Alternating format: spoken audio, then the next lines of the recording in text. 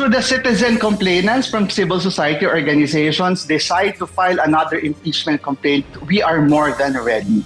Hindi nawawala ang motibasyon sa accountability o pagpapanagot sa mga umaabuso sa kapangyarihan. Yan ang paninindigan ni House Deputy Minority Leader at Akbayan Party List Representative Percy Sandania nang tanungin kung may momentum pa ang impeachment laban kay Vice President Sara Duterte. Giit pa ng kongresista, more than ready siyang mag-endorso ng reklamong impeachment laban sa Vice Presidente sakaling magdesisyon na ang civil society organizations na maghain ng panibagong reklamo. Si Representative Sandania ang unang nag-endorso ng impeachment complaint laban sa pangalawang Pangulo noong December 2024. Sa ngayon ay hinihintay natin yung mga civil society groups at people's organization, naging complainants doon sa dati nating final na impeachment for them to make the decision. Sa dulo, mas lalong nakita natin yung refusal ng Vice President to cooperate doon sa investigasyon. Kaya the truth is still out there. Kailangan pa rin natin ng mekanismo para kuhanin, hugutin yung katotohanan sa pang-aabuso sa kapangyarihan ng Vice Presidente.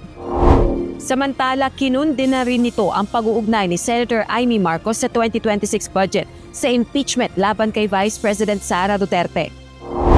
Naniniwala ang senadora na posibleng gamitin ang umano'y pork barrel funds sa pambansang pondo ngayong taon para isulong ang panibagong impeachment case laban kay VP Sara. So minsan nga dahil dito sa mga sinasabing ito ng senador, napapaisip tayo, siya ba ay senador o president ng Sara Duterte Fans Club? Ano yung kanyang trabaho? Legislator ba o defender-in-chief? Ang usapin sa impeachment, pang-aabuso sa kapangyarihan. Huwag natin siyang itali doon sa usapin noong budget of pork barrel. Sa February 6, 2026, maaari nang maihain ang panibagong reklamong impeachment laban kay VP Sara Duterte matapos ang 1-year ban batay sa desisyon ng Korte Suprema. Wala pang bagong pahayag kaugnay ng issue si VP Sara. Pero dati na niyang sinabi na handa siyang sagutin ang anumang aligasyong nakabatay sa katotohanan.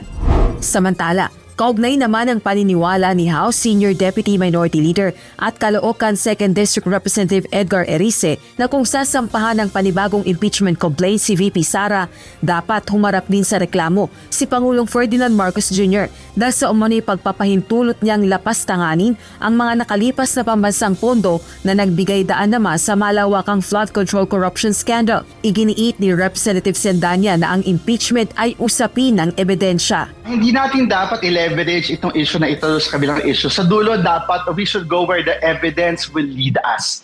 So, titingnan natin kung saan tayo dadalhin ng ebidensya at ganoon din, kung magdedesisyon yung mga civil society organizations, we will work closely with them.